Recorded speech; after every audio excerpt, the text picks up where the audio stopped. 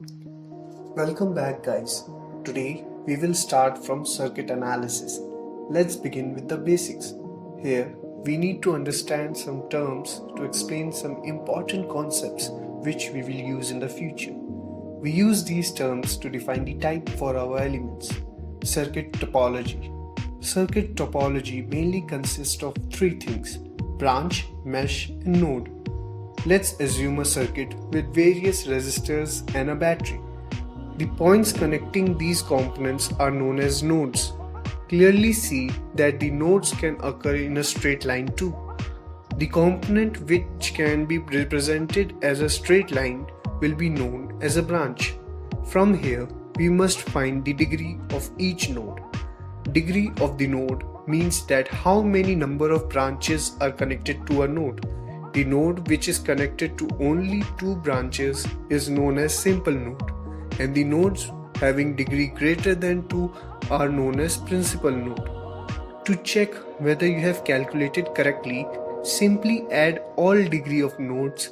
If the sum is twice the total number of branches, means till now you have calculated correctly. There's another term known as mesh, which is the closed path inside which no other path is possible. So this is not a mesh, this is. It's quite necessary, as stated in the previous video, that check for planar of the circuit to count total number of meshes. To check whether you have counted all the meshes present in the circuit, subtract total number of branches with total number of nodes and then add 1.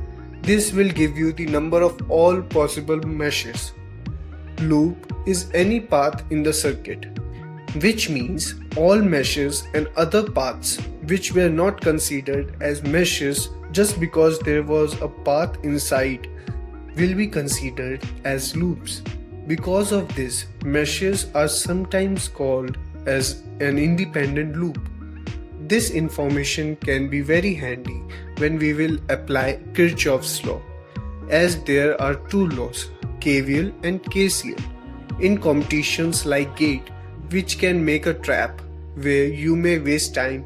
Hence, it's necessary to find out that which one will be quicker to solve for a certain given circuit. The total number of equations needed to solve by KVL is determined by total number of meshes, and total number of equations needed to solve by KCL is determined by total number of principal nodes minus 1. By observing these shortcuts in our previous circuit, KCL would have been the quicker method to solve. If by any chance you would have chosen KVL to solve, still you will get same result. But because of more equations to solve, it would have certainly taken you lots of precious time in an examination, which in competition is known as a trap.